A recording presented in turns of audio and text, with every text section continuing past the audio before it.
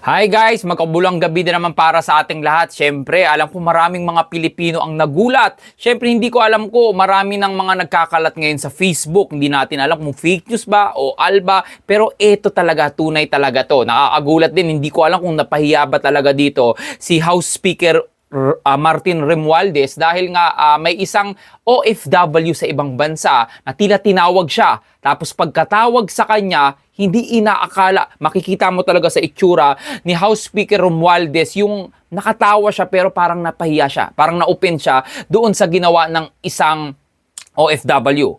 Ang nangyari, pagkalapit siya sa isang OFW, may camera guys merong nakalagay na camera, then on the spot talaga, may nagka-camera sa kanila, kaya nga kumalat sa ngayon sa Facebook. Ang nangyari, pagkalapit ni House Speaker Romualdez, yung isang OFW, binuksan niya yung isang papel na nakalagay doon talaga na si Sara Duterte, yun talaga yung pinopromote niya talaga doon. Ayan, makikita mo. Okay, mamaya papanoorin ko yung video, ipapanood ko sa inyo na talagang hindi to fake news. Then makikita mo talaga, medyo natusok pa nga yung mukha ni House Speaker Romualdez, yung ng Philippine flag. Kaya then makikita mo sa itsura niya na medyo tumawa na lang siya, yung nakita niya yung papel na ipinakita ng isang OFW na suportado nila si Vice President Sara Duterte. Okay? So, ito papanood ko sa inyo saglit yung video para malaman nyo talaga kung fake news ba o hindi ito. Ito, panoorin nyo muna yung video na ito.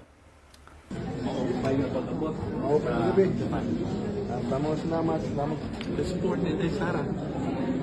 Saan yung camera? Speaker, love Inday Sara.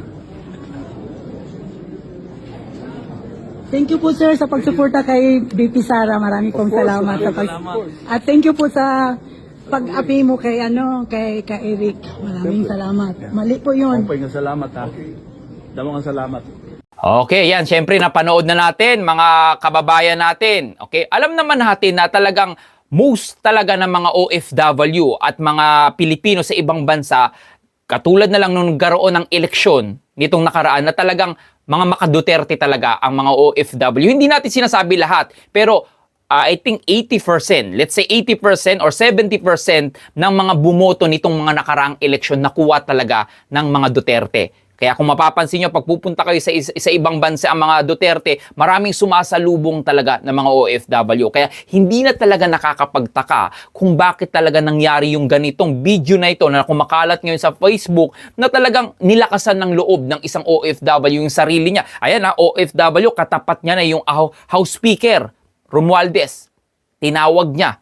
Then pagkatawag niya, harapan, binuklat niya na suportado niya si Vice President Sara Duterte. Pero syempre makikita mo sa itsura ni House Speaker Romualdez na medyo na-offend siya. Natusok pa nga siya ng flag. Pero nadala pa rin ni Romualdez kasi alam niyang may mga video na nakalagay. So ganun na lang talaga kalakas ang mga Duterte sa ibang bansa. Na kapag may nakita sila na talagang chance nila na maibigay yung saloobin nila, lalong-lalo na nung nakita nitong OFW si House Speaker Romualdez, talagang nilakasan niya na yung loob niya. Pero kung iba yun, kung ako, hindi ko kaya yun guys yung House Speaker, tapos kahit maka-Duterte yung isang side, diba, iba-iba pa rin talaga tayo. Kaya iba talaga yung dating ng mga Duterte talaga pag sa ibang bansa. Pero pagdating naman kay Martin Romualdez, yung sa video na yun, nakita mo naman, na-handle niya naman. Okay? Na-handle niya naman yung video na kung saan talagang kahit na-offend siya doon sa isang OFW, na-handle niya naman yung itsura niya. Pero deep inside, hindi ko alam kung napahiya ba or talagang dapat hindi ginawa yun ng isang OFW. Pero karapatan naman ng kahit sino. Wala namang masama siguro na kung ipakita mo yung suporta mo sa isang kandidato kahit ba kaharap niya yung kalaban niya. At syempre makikita rin naman natin sa mga tali nitong mga nakaraang eleksyon, di ba? Dito sa mga party list, nag-top 5 yung Duterte Youth. Pero ngayon, hindi medyo sila nagkaroon ng problema ngayon yung Duterte Youth party list dahil malaki ang nakuha nilang boto sa ibang bansa. Kung makikita mo rin sa mga tali nitong mga nakaraang eleksyon, kahit si Marcoleta, Senator Marcoleta, ang laki ng nakuha niyang porsyento sa boto ng absentee votee sa ibang bansa. Nanalo din ng ibang mga Duterte na kung makikita mo, malaki rin ang porsyento na nakuha nila na boto mula sa mga OFW. So, hindi natin maitatanggi yan, okay? So, hindi naman natin sinasabi 100% talaga na mga OFW is talagang sa side ng mga Duterte. Pero, I think, mas malaki ang porsyento ng mga OFW na bumoto sa side ng mga Duterte. Kaya talaga, hindi natin alam, lalong-lalo na, critical na ang mga taon sa mga susunod na taon. Okay? Bakit natin sinasabi na critical na sa mga susunod na taon? Alam nyo naman yan, 3 taon na lang, magkakaroon na tayo ng national election. Dito natin malalaman kung gaano kalalakas ba ang mga Maka-Marcos at mga Maka-Duterte. Okay? So critical na to. Dito na natin malalaman. Pero bago pa natin malaman ang lahat ng ito, magkakaroon muna at inaabangan muna ng maraming mga Pilipino ang magaganap na impeachment trial kay Vice President Sara Duterte. So, hindi natin alam kung ano ang mangyayari. So, alam naman natin na numbers voting ang mangyayari diyan. Okay? So, ibig sabihin, ang pinakamalaking boto ng mga senador, ang siyang talagang mag-a-acquit ba or magsasalba ba or mag-i-impeach ba talaga kay Vice President Sara Duterte. So, ito ang pinaka-critical na ngayon na malaman ng mga Pilipino kung sino ba talaga ang mga senador na aayon talaga kay Vice President Sara Duterte o ipapa-impeach ba siya. So talagang critical do. Then once na may resulta na impeachment trial, for example, na-impeach si Vice President Sara Duterte, dito na natin malalaman kung ano ang magiging step ng mga side ng Duterte, kung sino ang kanilang magiging pambato sa presidential election sa 2028. Pero ang tanong, hindi lang si Sara Duterte, Vice President Sara Duterte ang nag-iisang Duterte ngayon. Pwede rin maging pambato nila yung si Pulong Duterte o si Sebastian Duterte. So dalawa yan. Pero iba pa rin talaga ang karisma ni Vice President Sara Duterte. So ayun ang magiging labanan. And then second scenario, kapag hindi na-impeach si Vice President Sara Duterte, ito na nga ang kinatatakutan ng mga anti-Duterte. Ito ang kinatatakutan din ng administrasyon ngayon pa lang malakas na talaga si Vice President Sara Duterte. Pero kapag hindi siya na-impeach, once na ma-acquit siya sa impeachment trial, okay? Alam na ng sambayang Pilipino na malakas ang tsansa niya na manalo bilang presidente sa national election sa 2028. So talagang etong taon na to ang pinaka-critical dahil ngayong taon din malalaman kung mai-impeach ba si Vice President Sara Duterte o hindi siya mai-impeach. Kasi alam ko marami ring mga lumalabas na balita na ang pambato daw ng administrasyon ni Pangulong Bongbong Marcos ay si House Speaker Martin Romualdez. Pero syempre, makikita rin naman natin sa mga survey na medyo kaulelat pa ngayon. Hanggang ngayon, si House Speaker Martin Romualdez kung tatakbo siya ng pagka-presidente sa 2028. So critical din sa kanya. Marami din pumapasok kung sino ba talaga ang tatakbo sa 2028. Siyempre, pumapangalawa dyan at minsan nangunguna si Senator Rapi Tulfo. Okay? So, hindi natin makakaila na malakas din sa masa si Senator Rapi Tulfo.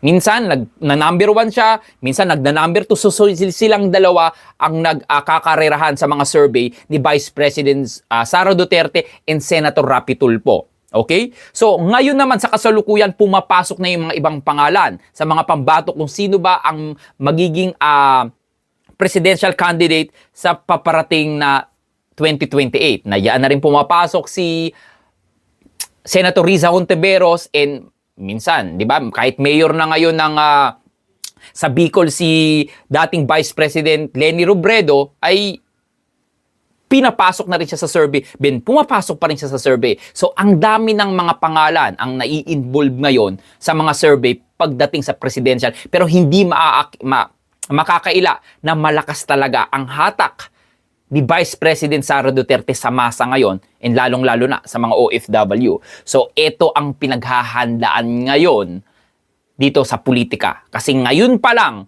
dapat na magsimula ang mga politiko sa kanilang kandidatura sa paparating na presidential election, senatorial election sa 2028. Kaya kung mapapansin nyo, kakatapos lang ng eleksyon nitong May, medyo tila nagkakaroon na ng mga balasahan, nagkakaroon na ng mga anong tinatawag dito, kanya-kanyang haka-haka kung saan sasanib yung mga bagong senador. Katulad ni Senator Kiko Pangilinan, Senator Bam Aquino, then hindi pa alam kung sasanib pa sila sa majority block na mga Duterte block or sasanib sila dito sa nag-iisang minority o opposition na si Senator Riza Hontiveros. So malalaman natin yan sa mga susunod na linggo. Okay? So abangan natin yan. Kaya talagang critical ngayon ang mga survey na lumalabas at kailangan na nila magpakitang gilas ngayon sa mga tao. Kasi after ng impeachment trial na ito, dito na magkakaalaman kung sino ba talaga ang karapat-dapat na tumakbo. Karapat-dapat pa lang, hindi pa natin alam mananalo tumakbo bilang presidente sa paparating na 2028. So, nagpo-focus muna ngayon ang politics. Ang mga senador at kongreso lahat, nagpo-focus muna sila sa impeachment trial dahil si Vice President Sara Duterte ang pinakamalaking, parang tinatawag sa kabilang oposisyon, pinakamalaking tinik. So once na ma-acquit siya, hindi ko sinasabi alam na, malakas sa masa yan, okay? Dalawa sila magkakabanggaan ni Senator Rapi Tulfo. Dahil alam ko, si Senator Rapi Tulfo napakalakas niyan sa masa. Kahit sa mga survey, pasok siya. Number 1, number 2, yan lang inaano ni Senator Rapi Tulfo. At alam nyo naman yan kung paano talaga umaksyon at tumulong si Senator Rapi Tulfo. So, abangan na lang natin, guys, okay? So, ngayon, naging topic natin ngayon, so nakita nating video kung paano talaga, yung pinakita nating video ngayon, back to in-explain ko lang talaga na kung paano talaga medyo napahiya hindi ko alam kung napahiya ba talaga sa video na yon na inilabas ng isang OFW harapan kay House Speaker Martin Romualdez yung isang papel na pinapakita na suportado niya si Vice President Sara Duterte. Well, na-handle niya naman. Pero makikita pa rin sa istura kasi ni House Speaker Romualdez na-offend siya. So, yun na lang guys. So, sa mga followers natin ngayon, kung ikaw ang tatanungin, okay, kanino ka nakasuporta? Kay Vice President Sara Duterte o kay Pangulong Bongbong Marcos? So, gitna lang tayo guys. Kayo pa rin ang tatanungin natin. Then, titignan natin dito sa comment section talaga kung nasaan ba talaga ang pulso ng mga Pilipino. So, hanggang dito na lang. Maraming salamat and God bless everyone. Bye guys!